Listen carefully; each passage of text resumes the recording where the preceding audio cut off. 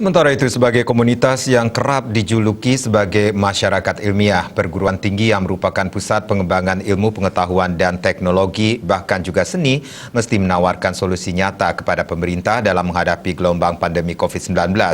COVID-19 tidak hanya berdampak pada sektor kesehatan, hampir seluruh sektor dibuat mati suri.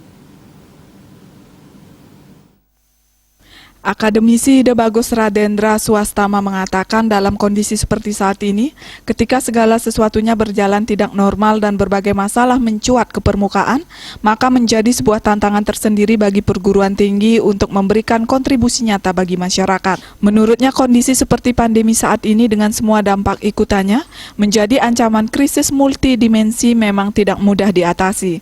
Kendati demikian, tidak bijak apabila semua pihak menyerah dan apatis dengan keadaan.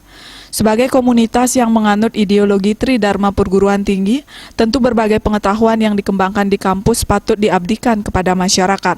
Salah satu kontribusi kepada publik di masa pandemi ini adalah dengan tetap mematuhi protokol kesehatan prokes dan mengikuti aturan yang disarankan pemerintah.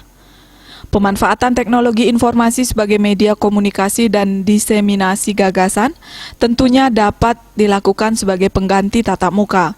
Perguruan tinggi melalui keahlian dan keilmuan yang dikuasainya sesuai prodi yang dikelolanya, dapat melakukan kegiatan-kegiatan sesuai bidangnya dan berbagi ilmu yang berkontribusi bagi masyarakat.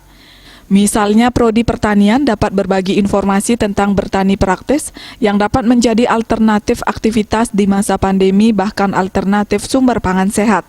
Prodi peternakan dan atau perikanan dapat berbagi informasi tentang beternak praktis di lahan kecil. Winata Bali Pos melapor.